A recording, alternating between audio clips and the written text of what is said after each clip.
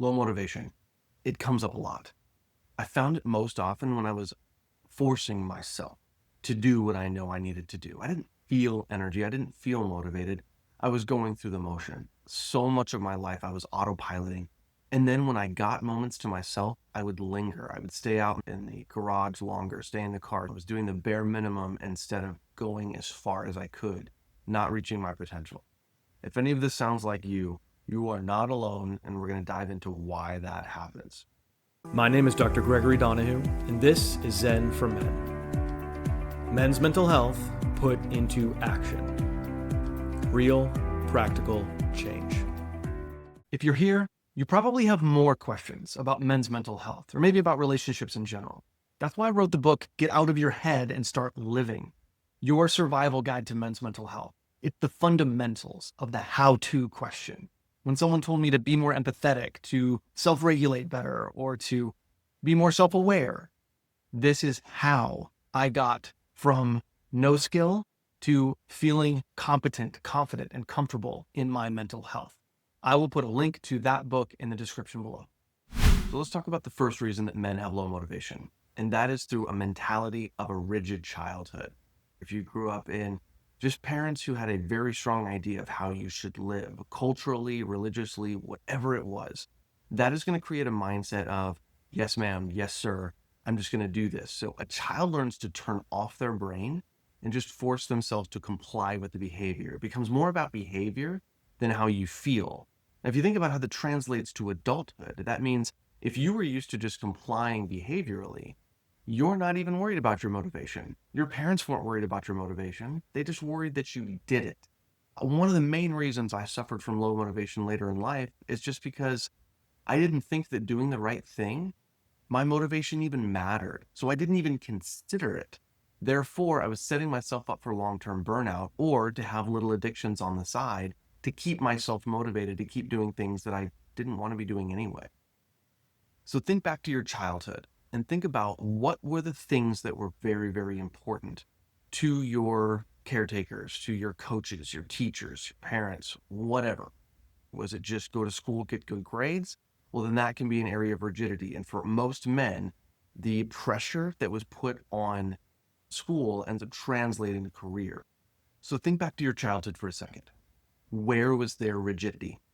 Was it rigid rules around household tasks? Was it you got to do your chores before you do this, or you got to help out with the family, or you're a member of this family, you're not just a freeloader? Or was it even religious where it was performance driven? Maybe you had to live up to a certain behavioral standard. It didn't necessarily get explained why everything was important, just that you needed to do it. Maybe it was even social. Maybe the idea was you need to always be polite. You need to always make people happy. That level of rigidity is where we translate into an all or nothing category as adults. We stop questioning, hey, do I want to do this, to it doesn't matter how I feel. So when we wonder as adults, why am I not motivated? We were taught to not even consider it, which is why we have to sneak in addictions and quiet behaviors on the side just to survive. And if you look back to your childhood, you probably started doing that a long time ago. You knew as a teenager, even as a junior higher, that you couldn't continue with full compliance mode and rigidity the whole time. So you started having things in the background that you kept for yourself. Or if I just do this, then I can earn these things for myself. Here's how this translates for me. In my young life, my mom was very concerned about how things appeared on the outside, that I was doing what she told me to do. My mom was a single mom until I was 10. And then after that, I had a more structured stepfather. He was awesome, but everything was about do the right thing. In that comes to household tasks, that comes to how I appear in public. I'm always watching them for my cues of what to do. Now, I never liked doing that. I wanted to have the freedom of expression more so, or to have people ask me more questions about what I wanted to do. Anytime my wife seems to care more about what I do or don't do, whether that's with romance, whether that's with household tasks, whether that's with money, it immediately triggers that sensitivity in me of I have two options. I either need to double down and comply, and I do it in an unsustainable way, or I have to rebel and get mad at her for expecting that of me. but it has these two extremes. It doesn't fall anywhere else. It's just straight up, all right, I got to go down. And that's where shame and guilt comes in. You're like, you're right, I should have done that. Or you go on to be like, how dare you? And that's where we either get defensive on the rebel part and say, well, you don't do this, this, and this. Or I will just flat out passive aggressively not do the thing or just silent treatment her. These become our only options, is force ourselves to comply or become kind of like a teenage rebel. And neither of those are good options. I get burnt out, rebel, but then I feel immature, force myself to do it longer, and I enter this loop over and over and over again, which is where video games, pornography, eating sugar, all these things came into my life just to help me stay above water. So you would think that we would get tired of this system, and we do. But the reason that we stay stuck in low motivation is because when our fight or flight systems kick in, there's cortisol there. According to polyvagal theory, we need to feel safe in order to take intentional action, which means if we don't feel safe in one way or another, whether through internal expectations or from perceived external expectations, we will force ourselves to autopilot the scenario based on what's worked. And the problem is that system never worked in the first place, but it was given to us by our caregivers at the time. It was the best system they knew how. We inherited it. We can't give ourselves a new system until we intentionally learn something new, but we're not going to do that if we don't feel safe first. We entered into the state of learned helplessness where we assume that there's nothing we can do except for these two extremes.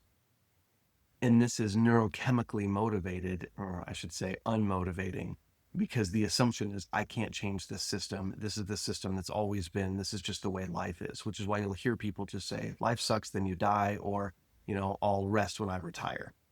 Those kinds of statements are self-defeating, self-motivating behaviors of I don't get feelings, I just have to do. So that brings me to my next point that is the ultimate motivation killer that does come from childhood, but it's a little more nuanced than that. And that is the belief of I can't rest until I retire. There is this American dream, messed up, masculine view of men are meant to be these tireless workhorses until retirement. And this idea is once I no longer have to be a provider, then I get to rest. That as long as I need to earn money. So I had this view. When my nervous system thought, okay, it'll only be another 30 to 40 years, then I can relax. My nervous system, of course, is not going to relax. It's going to rebel and it's going to hate that. Every single day, I'm going to wake up in this slump and just, okay, force myself to do it. The system comes from a valor kind of point. It's supposed to be a virtue for men to be willing to provide and to focus on their family once they reach a certain point. Party, go through school, have fun while you're young, but as soon as you get married, and especially when you have kids, your life is over. And I've even had people tell me that directly. Your life is over. Now you focus on them. The problem is, if we don't insert joy, if we don't insert retirement behavior into our everyday life, then we're basically living back in that same extremes of I'm just going to live in constant drudgery. And who's going to be motivated by that? Who's going to wake up and say, all right, well, it's just for 30 years. What's the big deal? Or it's just for however many years left. We create this countdown in our head that as soon as I can become financially independent, as soon as I can get rich, or as soon as that's what people chase get rich quick schemes, by the way.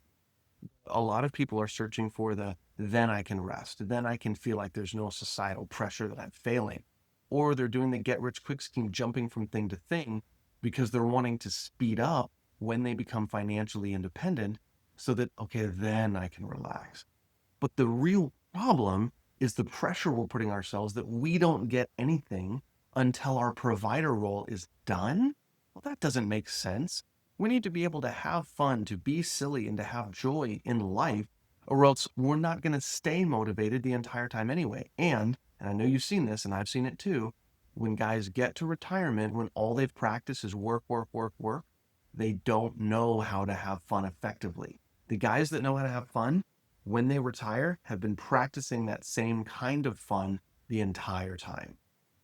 So let's rebuild motivation. So based on these things that we've covered, the common reasons why guys will lose motivation or put themselves in this mindset that is locking them in these extremes.